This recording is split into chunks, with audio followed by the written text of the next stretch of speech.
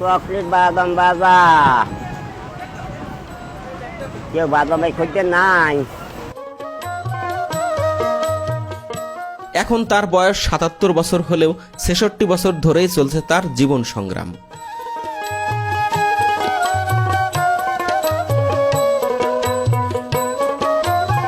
নিঃসন্তান ও জন্মান্ধ আব্দুল গফুর মল্লিকের এই বয়সেও নারকেলের নাড়ু আর বাদাম বিক্রি করতে হচ্ছে ট্রেনে চড়ে চড়ে।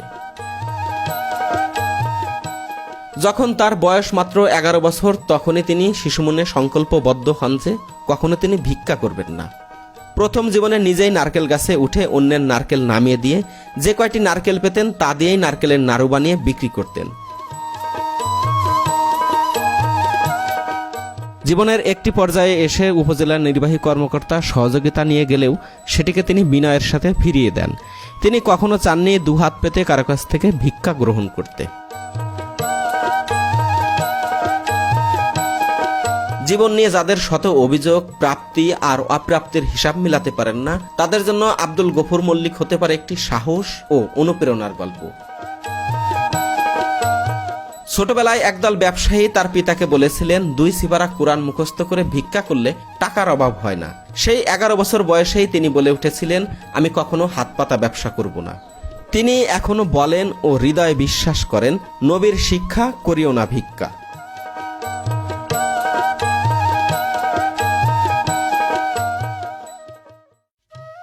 খুব ভোরে ফজরের নামাজ পড়ে নিজে চৌকির নিচে শিশুদের মতো নারকেল বেছে বেছে বের করে আনেন।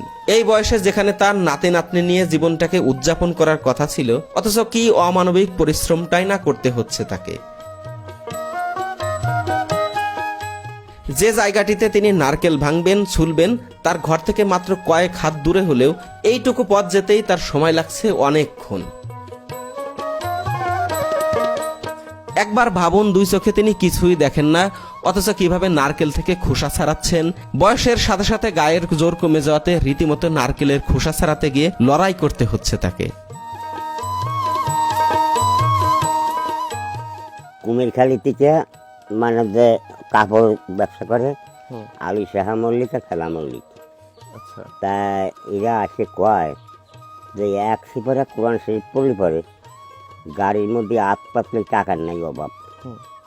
তাই আমার ওই জায়গার থেকে আমার একটা এলো যা আমি ওই মানে ওই ব্যবসা আমি করবো না, মানে হাত পাতা ব্যবসা। তারপরে আমার বাপ করে আমি মরে গেলে খাবি কি করি, আমি বলে আমার খাওয়াবি আল্লাহ। কাজ নাচের গাছে উঠছি, জীবন বইয়ে কয়লা করছি, এই যে দেখেছি কয়লা করছি। তার 5 থেকে দিয়ে 5 পেক বিড়ি এই কিনে 5 পেক বিড়ি বেশি গেলে 5 আনা লাভ হইতো। তাই এক এক করে তারপর সে ওই ফেলামৌলিকে করলো যে রহমানের চেনাচুর লিভারে ভালো পয়সা হবে। তারপরে ধরলাম চেনাচুর, তারপরে বিস্কুট, আনারকুলি বিস্কুট, মানে এই রং বিরঙের বিস্কুট বেচতে লাগলাম। তাতে বেশ ভালোই। তা এইরকম করছি, তা আল্লাহ একভাবে করাইছে। তা এই হলো ব্যাপার।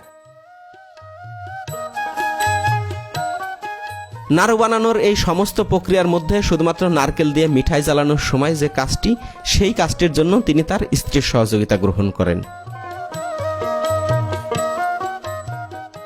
মানুষ জীবিকার জন্য লড়াই করবে, এটাই সত্য, কিন্তু সেই লড়াইটা কতদিনের এবং কতটা কঠিন সেটি আব্দুল গফুর মল্লিককে দেখে বারবার ভাবছিলাম। যারা অভাবে আছেন, সাময়িক কষ্টে আছেন, তারা একটিবার তার দিকে তাকিয়ে ভাববেন।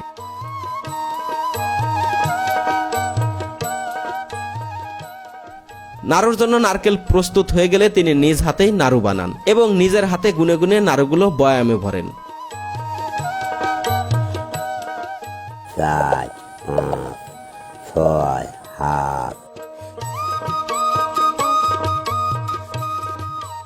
দু চোখে কোনো আলো নেই, কিছুই দেখতে পান না, অথচ দেখুন কি নিখুঁত ভাবে তিনি নাড়ু তৈরি করছেন। জীবনের ৬৬টি বছর জীবিকার প্রয়োজনে এভাবে নাড়ু বানাতে বানাতে তার হাত দুটি যেন পরশ পাথর হয়ে গেছে। এই হাত দিয়ে যা হাত ধরছেন তা একদম নিখুঁত একটি নাড়ুতে রূপান্তরিত হচ্ছে। আমি ফার্স্টে এই নারকেল আর মিঠাইয়ের যে মন্ড রয়েছে এটি দেখে ভেবেছিলাম এটা উনি পারবেন কিনা, অথচ এই হাত দিয়ে তিনি নারকেল ভাঙলেন, নারকেল কুড়ালেন, এখন এই নাড়ু তৈরি করে যাচ্ছেন।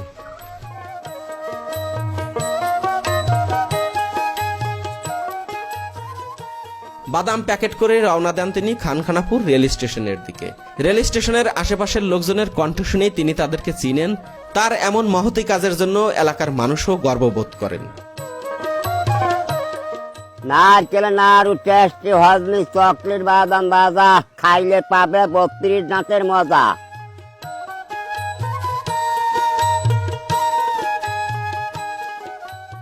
আমাদের কাছে ভালোই লাগে, যেহেতু একটা ব্যবসা বাণিজ্য করে খাইতেছে, পারতো ভিক্ষা করে খাইবার পারতো বা অন্য কিছু করতে পারতো, সেই তুলনায় উনি ওনার নিজের উনি নিজে করে খায়, এটাই ভালো মনে করি। উনি স্বাবলম্বী, উনি নিজে কর্ম করে খাইতে চায়। আমার কাছে কষ্ট করে হলেও ভালো লাগে। ওনার এই রুজি করা দেখে আমার কষ্ট লাগলেও আমার ভালো লাগে। একটা সময় ইউনো মহোদয় তাকে সাহায্যের হাত বাড়িয়ে দিলেও তিনি সেটি গ্রহণ করেননি এবং আমি ঘেটে দেখলাম একটি বেসরকারি গণমাধ্যমও সেটি নিয়ে নিউজ করেছিল ইউনোর বক্তব্য সহ।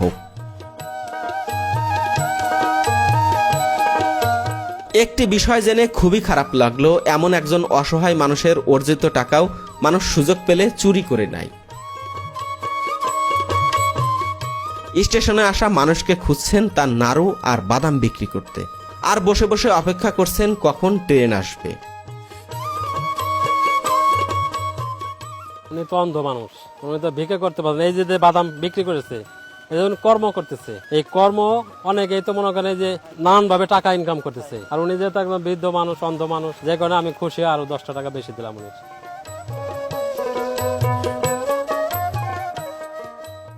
অবশেষে খানখানাপুর রেল স্টেশনে ট্রেন এসে থামলে অন্যদের সহায়তায় তিনি ট্রেনে উঠলেন।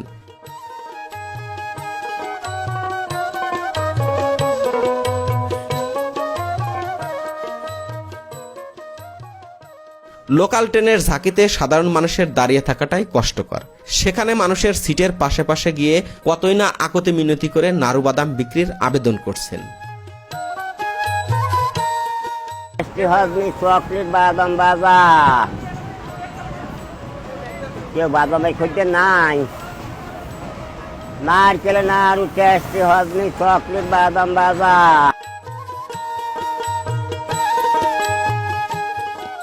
তিনি আমার কাছে একটি মোবাইল সিম আর বিকাশ অ্যাকাউন্ট খুলে দেওয়ার দাবি করেছিলেন। আমি সেদিনই সেটি করে দিয়েছি।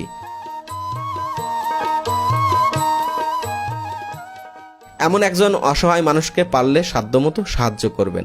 আমি তার সবকিছু কমেন্ট বক্সে দিয়ে দেব। আজকের মতো এ পর্যন্তই। আশা করি সকলের সহায়তায় বৃদ্ধ বয়সে এই মানুষটি ঘরে বসে বিশ্রাম নিয়ে বাকিটা জীবন চলতে পারবেন। আব্দুল গফুর মল্লিকের মতো এমন অজানা অদেখা আরো অনেক মানুষের গল্প সামনে তুলে আনার চেষ্টা করব। হাতে সময় থাকলে দেখতে পারেন ফরিদপুরের বলরাম নামে আর এক জীবন যোদ্ধার গল্প।